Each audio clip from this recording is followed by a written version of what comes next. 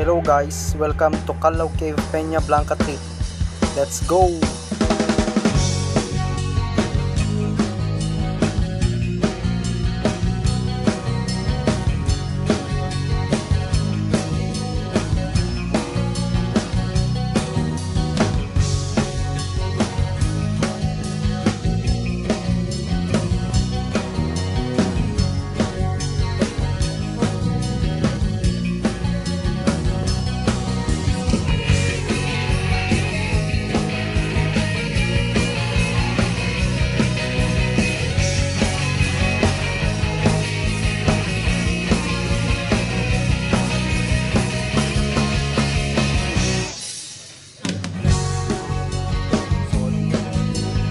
After kain guys, larga na tayo Calaw Cave.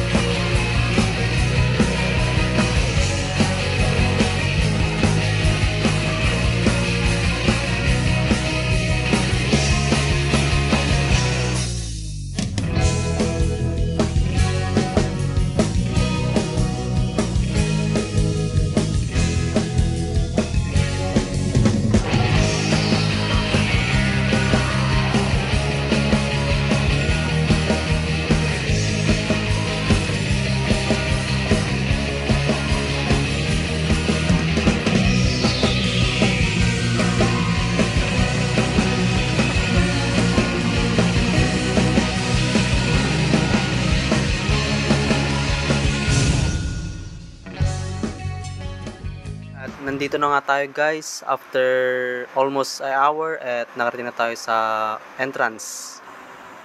A few moments later.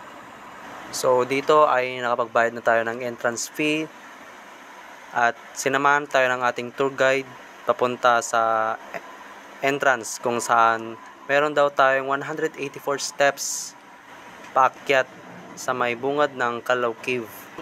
Wow naman! Wow! Bali yung binayaran pala naming entrance fee ay may discount kasi student po tayo at ang regular entrance fee daw po dito ay 100 pesos. Pwede na! So may policy din daw po sila dito sa Calaw Cave kung saan no entry, no tour guide, kaya sinamahan po tayo ng tour guide at voluntary amount po para sa tour guide fee.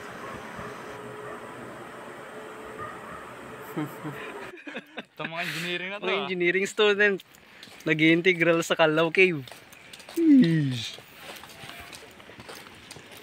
So yun guys, So we are responsible caver. Yun na. Tayo na kayo kung nakatayo kayo.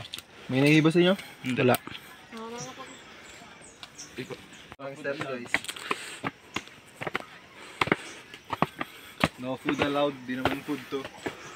Tubig sugar. So wala pa kami sa kalahati pero nakakahingal na guys, kaya kapag aakyat kayo dito sa may Calaw Cave ay dala kayo ng maraming energy kasi yung 184 steps ay hindi po talaga joke. At nandito na nga tayo sa 92nd step, halfway hanggang sa taas, kaya go lang. One eternity later. Halfway. Wala ako na. Pre, lamig dito pre! Sunod.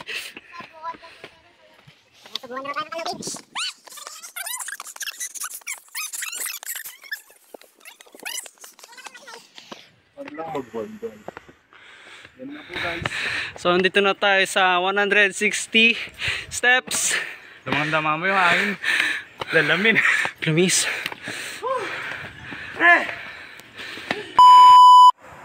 So andito na nga tayo guys sa bungad ng Calaw Cave at makikita natin napakaganda at meron din tayong mga kasamang bisita na gusto ring ma-experience ang loob ng Calaw Cave at nandito na din mga kasama natin sila Clyde at Manison.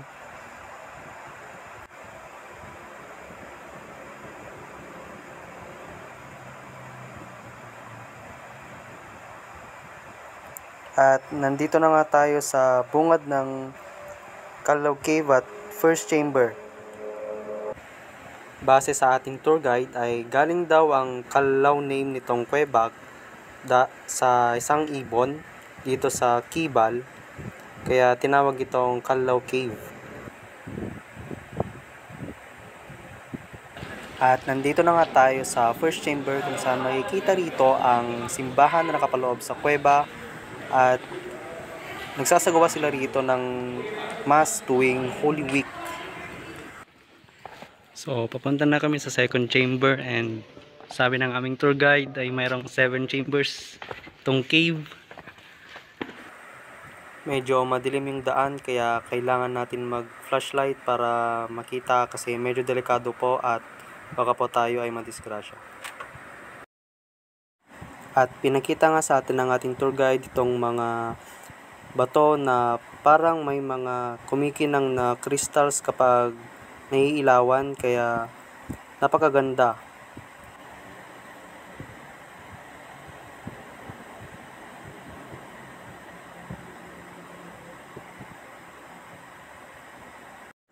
And nandito na tayo sa panglimang chamber kung saan makikita natin dito sa side na ito ng mga rock formations na parang mga merlions, sabi ng ating tour guide.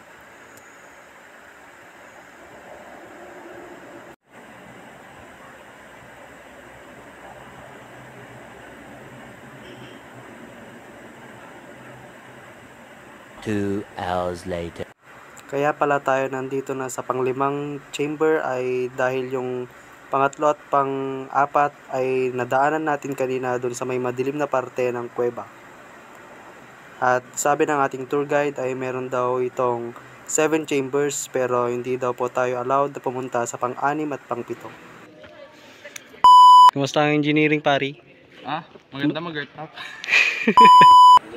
Makikita natin rito itong mga halaman na kusa daw tumubo, sabi ng ating tour guide dito sa loob ng kuweba. Base din daw po sa aming tour guide ay galing daw po ang pangalan ng Peña Blanca sa white at rocks dahil ang Peña po ay white at yung Blanca daw po ay rocks. At pinakita rin po sa amin itong 7 at 6 chamber kung saan hindi po daw po tayo pwedeng pumasok dito dahil itong 6 and 7 chamber daw po ay masikip na po at hindi na po tayo allowed na pumasok kasi delikado po.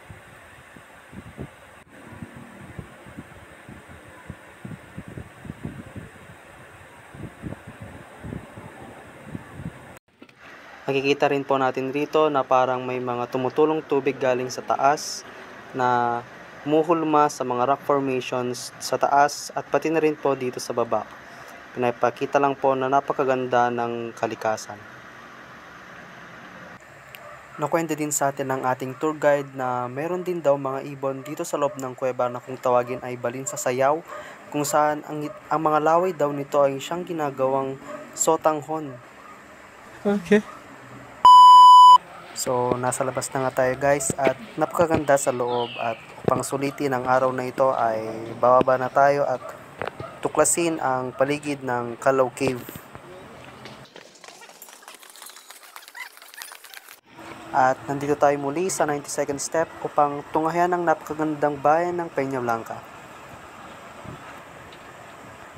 So, bababa na tayo at para ma-experience din ang view mula sa baba at para makita ang napakagandang ilog dito sa may paanan ng Kalaw Cave.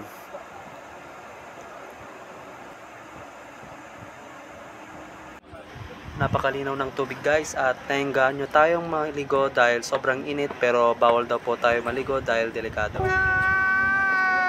At umakyat na nga tayo guys para tikman ang halo-halo nila dito sa Kalaw Cave at nilibre tayo ni Manison. At bago tayo umuwi guys ay dumaan muna kami sa Pinakawanan River at maliligo tayo sa ilog. No! God, please, no!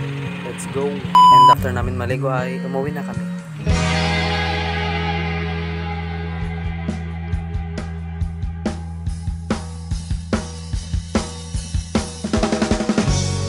Tama nga yung sabi nila na mas natutuloy ang gala kapag biglaan. Kaya huwag puro drawing, kulayan nyo.